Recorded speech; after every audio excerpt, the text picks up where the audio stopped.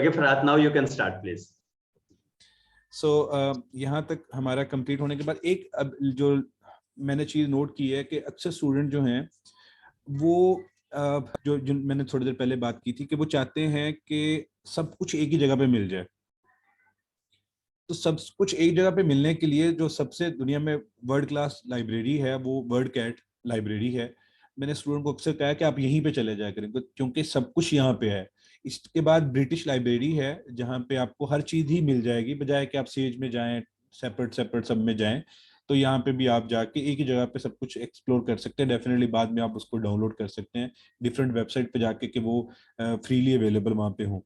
इसके अलावा एक एरिक डॉट ओजी है, जीओवी सॉरी, तो इसको यहाँ पे मैं मेंशन कर देता हूँ। ये भी टूल अच्छा है। सॉरी कॉपी नहीं हुआ।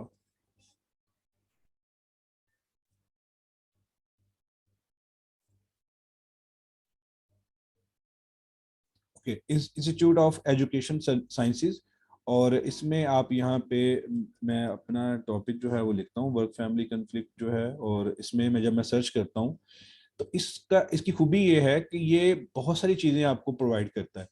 डायरेक्ट लिंक तो है ये यहाँ पे, और बहुत सारी चीजें तो बाद में हम देखते हैं। और ओपन एक्सेस है तो क्या होगा, लेफ्ट साइड पे इसमें बहुत ब्यूटी है, यानी पब्लिकेशन डेट, डिस्क्रिप्टर, उसके अलावा सोर्स आपको बताएगा कि कहाँ कहाँ कौन कौन से जर्नल्स हैं, ऑथर्स कौन से हैं, उनकी पब्लिकेशन के साथ में डेट वो आ रहा होगा कि कितने लोगों ने पब्लिकेशन की हुई है, पब्लिकेशन टाइप क्या है, एजुकेशनल लेवल क्या है, ऑडियंस कौन सी है, लोकेशन क्या है, उसके अलावा लॉज, पॉलिसी एंड प्रोग्राम्स हैं, असेसमेंट एंड सर्वेज हैं, और इस तरह नीचे जो है एक लास्ट पे उन्होंने रेटिंग का दिया हुआ है। तो इसमें भी डाउनलोड फुल टेक्स्ट भी आ रहा होता है अगर कहीं पे अवेलेबल होता है, और अगर नहीं है, ये सोशल साइंस के लिए एक अच्छा है जिसमें ये आपको शो भी हो रहे होंगे। इसमें आपको थोड़ा सा मिक्स कल्चर ही नजर आएगा, जिसमें लोकल और इंटरनेशनल दोनों तरह की चीजें आपको मिल जाएंगी। ज्यादातर आपको टॉप लेवल के जर्नल्स होंगे, लेकिन थोड़े से जो कम लेवल के जर्नल्स होते हैं वो भी आपको यहाँ पे मिल जाते हैं, जैसे कीनिया वगैरह के होंगे, या उस तरह के कुछ जो जर्नल्स हैं वो भी आपको यहाँ पे मिल जाएंगे। तो ये भी एक बड़ा अच्छा टूल है जिसको कि हम कंट्री वाइज जाके देख सकते हैं, ऑडियंस वाइज जाके देख सकते हैं, और एजुकेशनल लेवल वाइज जाके देख सकते हैं किस तरह के एजुकेशन के लोगों के लिए जो है वो पेपर जो है वो लिखा गया, या ऑथर्स जो हैं वो कौन है, ये सारी चीज़ें हम यहाँ पे सर्च कर सकते हैं। तो ये एक टूल है जिसमें अगर आप फुल टेक्स्ट अवेलेबल करेंगे तो आपको सिर्फ वही पेपर शो करेगा जो फुल टेक्स्ट वाले हैं, और अगर आप पीयर रिव्यूड ओनली करना चाहते हैं तो वो भी आपको यहाँ से मिल जाएंगे। तो ये इसमें ये वाला फीचर भी स्टूडेंट यूज कर सकते हैं जिनको लगता है कि हमें बिल्कुल फ्री वाले नहीं मिल रहे, तो फ्री वाले यहाँ से ढूंढे जा सकते हैं। Excellent resource. तो लास्ट पे सर अब हम चलते हैं हमारे जो समराइजिंग टूल है। ओके, जो आइडिया है समराइजिंग टूल का वो ये है कि मेरे पास एक पेपर है और वो मैंने पहले से डाउनलोड किया हुआ है, और मैं ये चाहता हूँ कि आर्टिफिशियल इंटेलिजेंस के थ्रू मुझे जो वेबसाइट है वो ये बताए, उसको समराइज करके कि उसमें क्या है, आइडिया क्या है, किस चीज़ के बारे में है वो। और चूंकि पेपर एक 16 से 20 पेजेस का होता है, तो वो कुछ मुझे 1-2 पेजेस के अंदर जो है उसकी कुछ समरी निकाल के, जो उसका एल्गोरिदम है उसके अकॉर्डिंग निकाल के मुझे दे दे। मैं बहुत ज़्यादा इसके ऊपर रिलाई करने का सजेस्ट करूंगा भी और नहीं भी करूंगा। स्पेशली वो लोग जो अभी बिल्कुल स्टार्ट में हैं वो तो इसके ऊपर रिलाई कर सकते हैं इस एंगल से कि वो देखें कि किस तरह से ये चीज़ों को जो है एनालाइज कर रहा है, कैसे वो बता रहा है कि कुछ आर्ग्यूमेंट जो हैं वो जो ऑथर है उसने कैसे लिखे हुए हैं। तो हम सबसे पहले scholarcy.com जो है इसको ओपन करते हैं और देखते हैं कि ये हमें क्या फैसिलिटीज जो है वो प्रोवाइड कर रहा है। तो इसको हम scholarcy.com के जो इसका ट्रायल वर्जन है वो भी हम एक्टिवेट कर सकते हैं, लेकिन उसके लिए ये कहते हैं कि आप अपने कार्ड की डिटेल्स भी दें।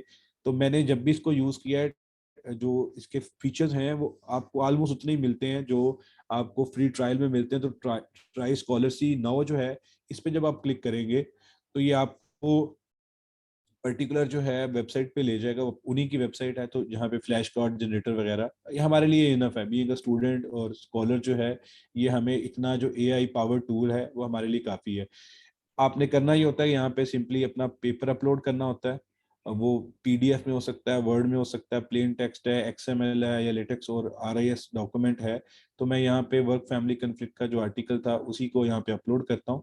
ये कुछ सेकंड्स लेगा और इट डिपेंड्स के इंटरनेट की स्पीड क्या है, तो उसके अकॉर्डिंग इसको ये अपलोड करेगा। और उसके बाद आपने जनरेट फ्लैश कार्ड के ऊपर क्लिक कर देना है। तो जैसे ही आप क्लिक करेंगे और स्पीड अगर बिल्कुल ठीक होगी तो ये कुछ टाइम हम वेट कर लेते हैं कि ये कितनी देर में इसको करता है। Okay, so I think so ये जनरेट कर दिया उसने थोड़ा। ओके, ये जनरेट हो गया।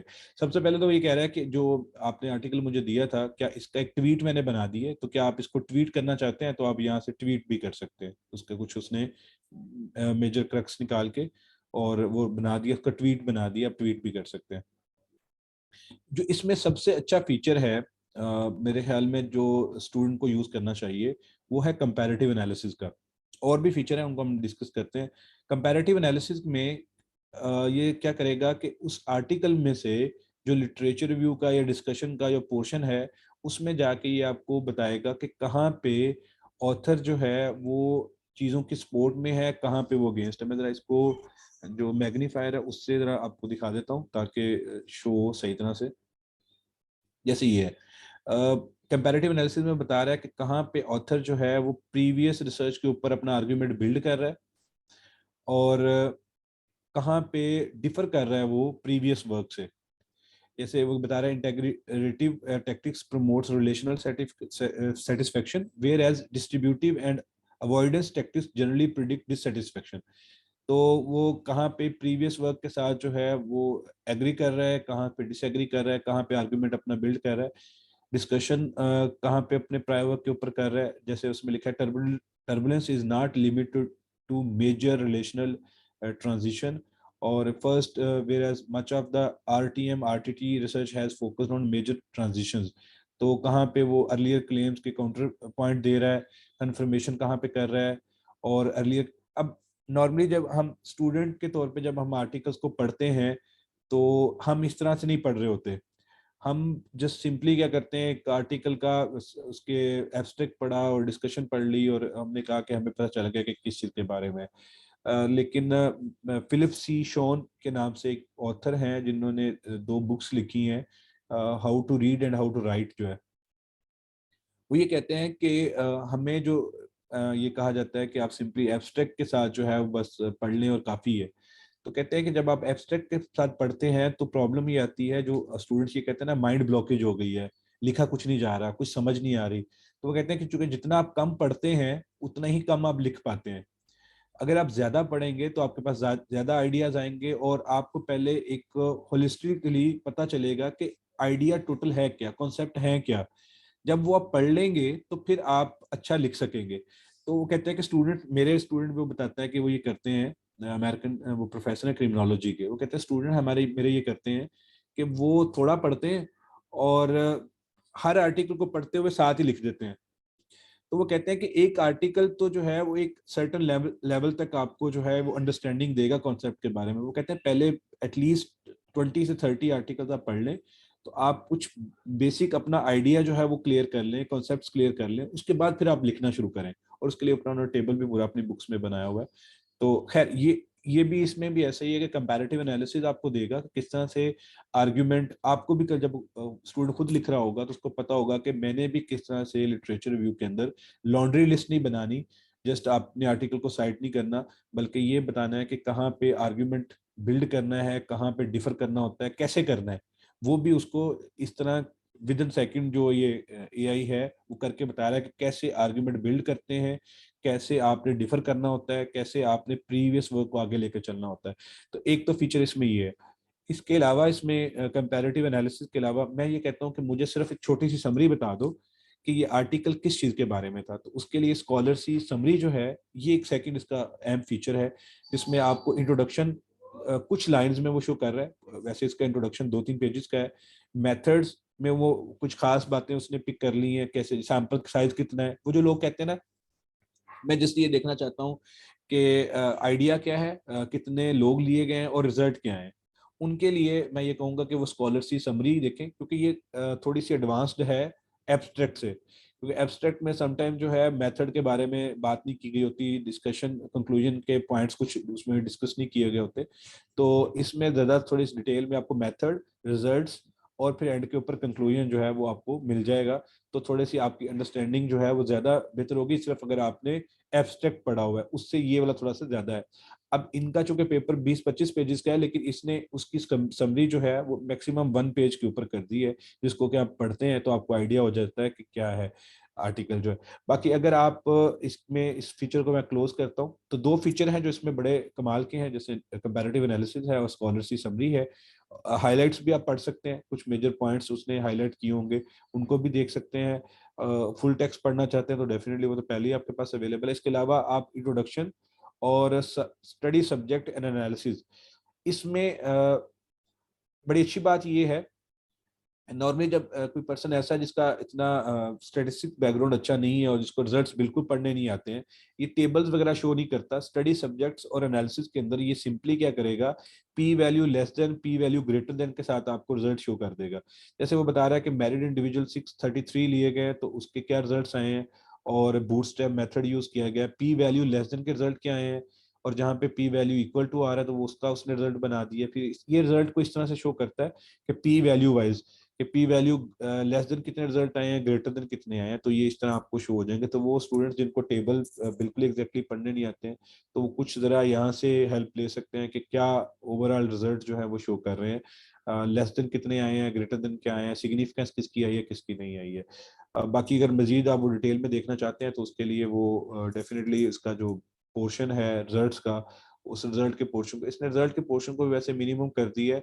बेहतर ये है कि अगर आप कंप्लीट पढ़ना चाहता है तो वो कर सकता है। डिस्कशन के अंदर भी कुछ चीज़ें वो हाईलाइट उसने कर दी है कि ये आर्ग्यूमेंट उसका जो है आप रीड आउट कर सकते हैं। लिमिटेशन, अगर कोई कहता है कि मुझे सिर्फ लिमिटेशंस देखनी है तो लिमिटेशंस यहाँ से आपको उसकी हेडिंग बनी होगी, आप उसमें जाके लिमिटेशंस को पढ़ सकते हैं। फ्यूचर वर्क है तो वो अगर कोई पढ़ना चाहता है तो वो देख सकता है। ये इसलिए है क्योंकि अक्सर प्रोफेसर जो हैं वो ये रिकमेंड करते हैं कि आप किसी आर्टिकल को पढ़ते हुए ये भी देखें कि वो फ्यूचर रिकमेंडेशन क्या है, उसकी लिमिटेशंस क्या हैं, ताकि आप उसके आगे अपने आइडिया को जो है, या गैप जिसको कह लें आप, गैप आपको पता चलेगा जब आप फ्यूचर वर्क पढ़ेंगे तो आपको पता चलेगा कि क्या कुछ इसने कर दिया और क्या कुछ उसने अगले वालों के लिए छोड़ा है कि वो लोग करेंगे। तो limitation, future work, funding, ethics वगैरह जो है ये एक एक हेडिंग बना देता है, वहां से पिक कर लेता है और फिर यहाँ पे उसको शो करता है। तो ये ओवरऑल स्कॉलर्स ही है। अगर इस पे कोई क्वेश्चन है तो I would love to answer that question जो है। राहत सीरियसली बहुत ही थ्रेटनिंग है ये, मतलब अब तो बिल्कुल ही काम करना छोड़ देंगे कि अब सिर्फ इस पे अपलोड करो और इससे चीजें आ गई हैं तो, लेकिन बहुत जबरदस्त हेल्पफुल है, बहुत ही जबरदस्त, अमेजिंग। सर वही बात के फराज साहब कहते हैं इसमें से आप कुछ हेल्प ले सकते हैं, बाकी रह क्या गया सर?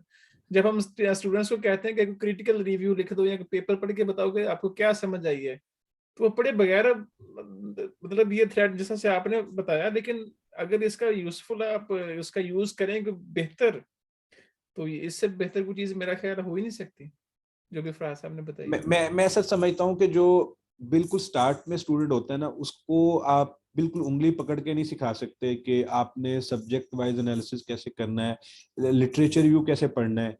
तो वो क्या करता है, वो मैं हमारी तो प्रैक्टिस मैंने यहाँ पे देखी है, स्टूडेंट किसी और के लिटरेचर को अपना लिटरेचर बना लेता है। तो उससे एटलीस्ट ये वाला जो प्रोसीजर है, एटलीस्ट ये उनकी जो हैबिट है उसको मिनिमाइज करने में हेल्प आउट कर सकता है कि वो एटलीस्ट पढ़ें कि आर्गुमेंट बनाते कैसे हैं, और दूसरों के हर चीज को उठा नहीं लेना है, बल्कि जो कुछ रेलिवेंट बनती है बात जो है, जो आर्ग्यूमेंट है, वहां से किस तरह से उसको पिक करना है और फिर अपने में इसको यूज करना है। तो ये मेरे ख्याल में उस लिहाज से बेहतर है, थोड़ा सा स्टूडेंट को पता आइडिया हो जाए कि किस तरह से पढ़ना है, तो वो कुछ उसके समरी भी बना देता है और बाकी सारी चीजें भी कर देता है। और ये फ्री ऑफ कॉस्ट है?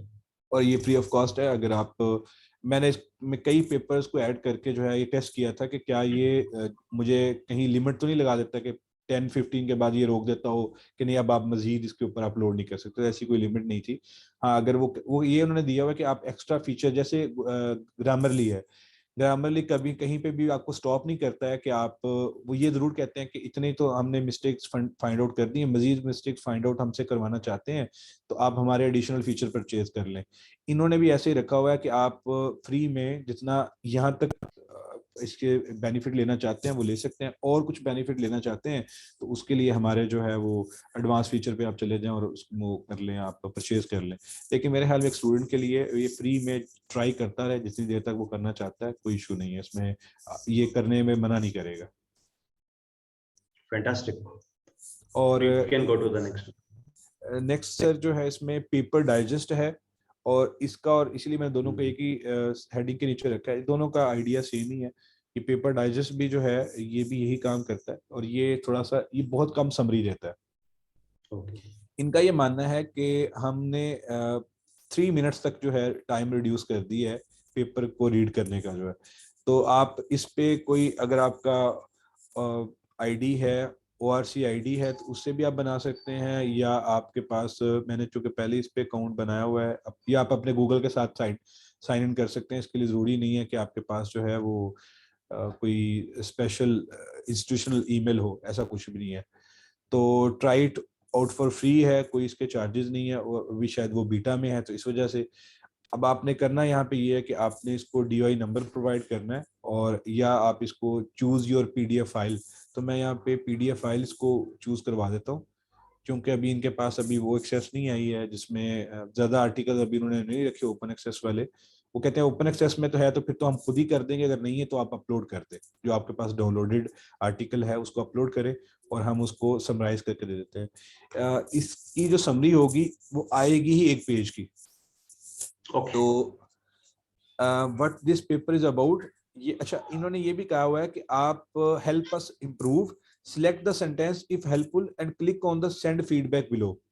आपको जो सही लग रहा है, आपको लगता है ये सही इसने समरी निकाली है, तो इसको यहाँ से ये जो हार्ट बना हुआ है इसको आप कर दें, ताकि आपके लिए, आप हमें फीडबैक भी भेज सकते हैं कि ये अच्छा है, हमने इसको किया है। तो ये अभी इन्होंने, ये बीटा वर्जन है इसका, और ये 1 पेज यहाँ पे खत्म हो गया।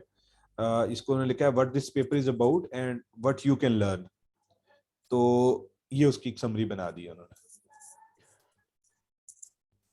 तो ये उतना नहीं कर रहा जितना वो एक एक चीज में जाके कर रहा है, ये इसने एक वैसी एक समरी क्रिएट कर दी है, और इसको भी हम देख सकते हैं कि पढ़ सकते हैं कि क्या ये समरी हमें बता रही है। तो ये फीचर भी यूज किया जा सकता है paperdigest.com जो है। लास्ट पे अब हम चलते हैं कि डिफरेंट ऑथर्स ने कैसे साइट किया हुआ है एक आर्टिकल को।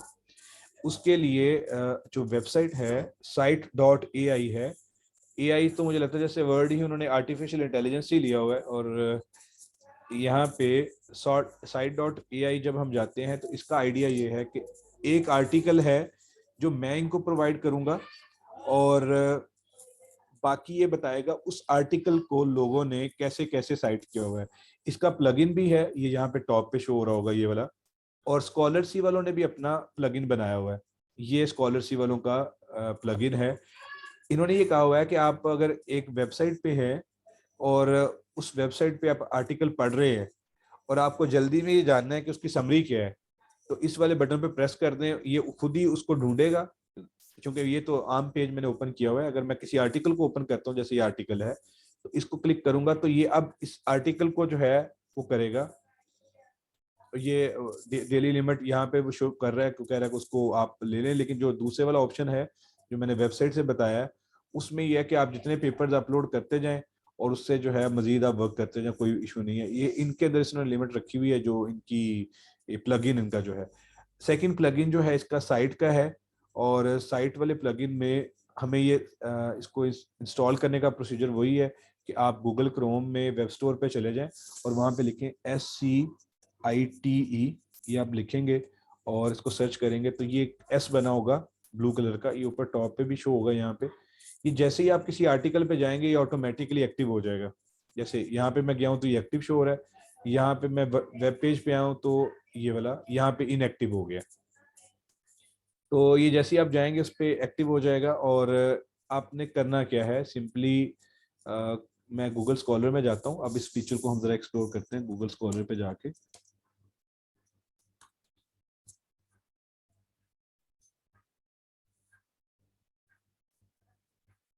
हम यहाँ पे मीडिया फ्रेमिंग ये मैंने लिखा, और मीडिया फ्रेमिंग का वो मुझे बता रहा है कि हर पेपर के बिल्कुल नीचे वो मुझे बता रहा है कि किस पेपर को कितने लोगों ने साइट किया हुआ है, ये सारी डिटेल उसकी आ रही है। ये नीचे छोटा सा प्लगइन जो है अभी आपको शो होगा, और जैसे आप इसको इंस्टॉल कर लेंगे तो मैं इसमें से इस वाले पेपर में चला जाता हूँ, media framing of civil liberties conflict and its effect on tolerance. इसको जैसे ही मैंने क्लिक किया तो अब ये फायदा है कि अगर आपने पेपर ओपन किया हुआ है टेलर एंड फ्रांसिस में तो आपको ये राइट साइड पे शो होता है, जैसे ये शो हो रहा है। अगर आपने पेपर गूगल स्कॉलर पे ओपन किया है तो गूगल स्कॉलर में ये नीचे यहाँ पे शो होता है आपको।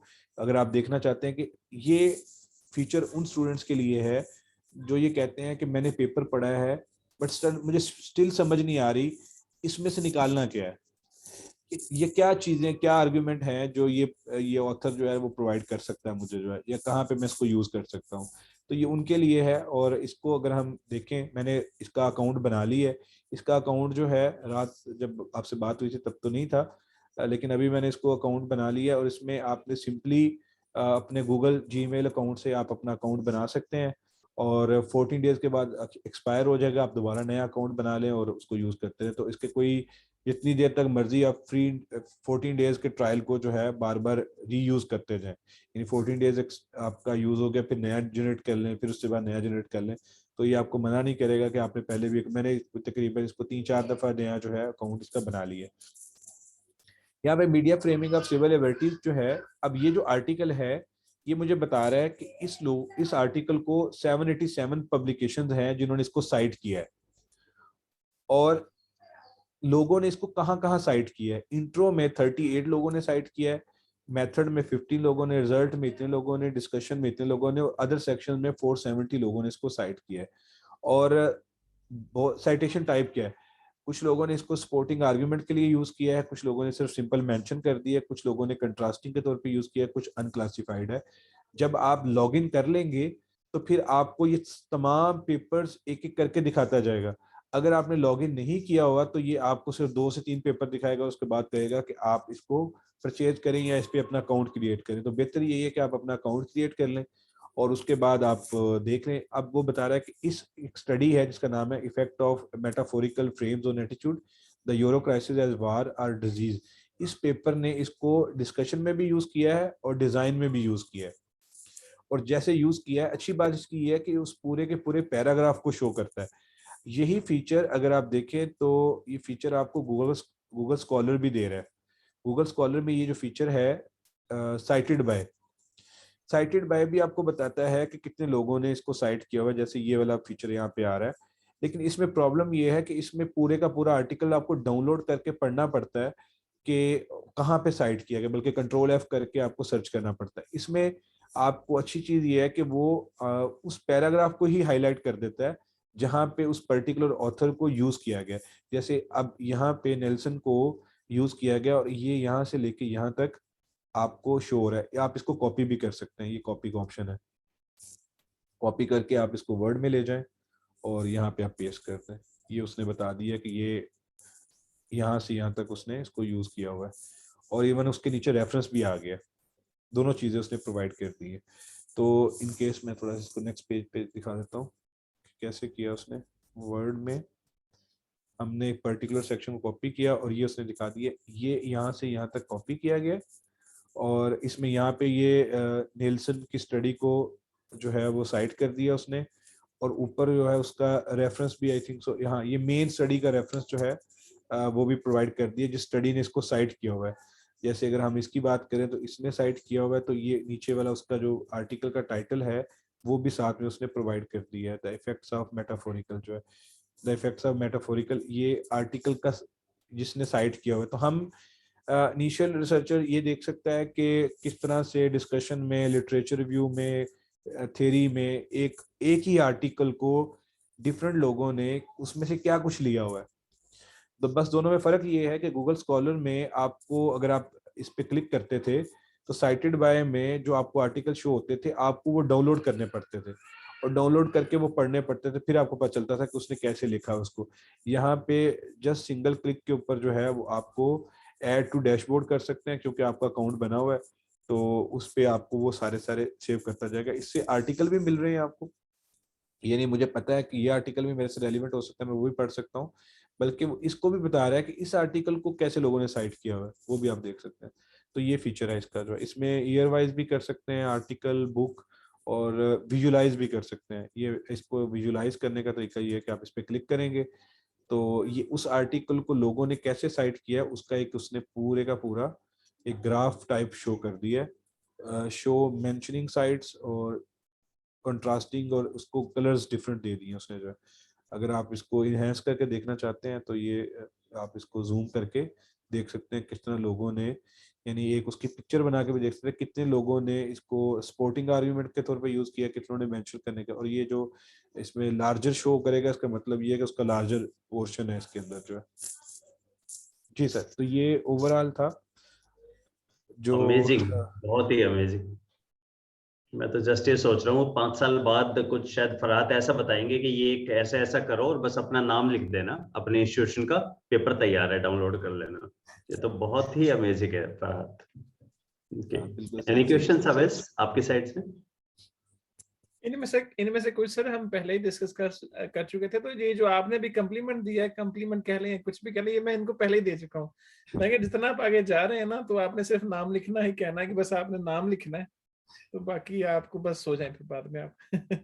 बस मैं सर ब्रिजेश सर से कुछ सुनना चाहता हूँ कि अगर वो हमारे साथ मौजूद हैं तो उनका कोई फीडबैक इस बारे में।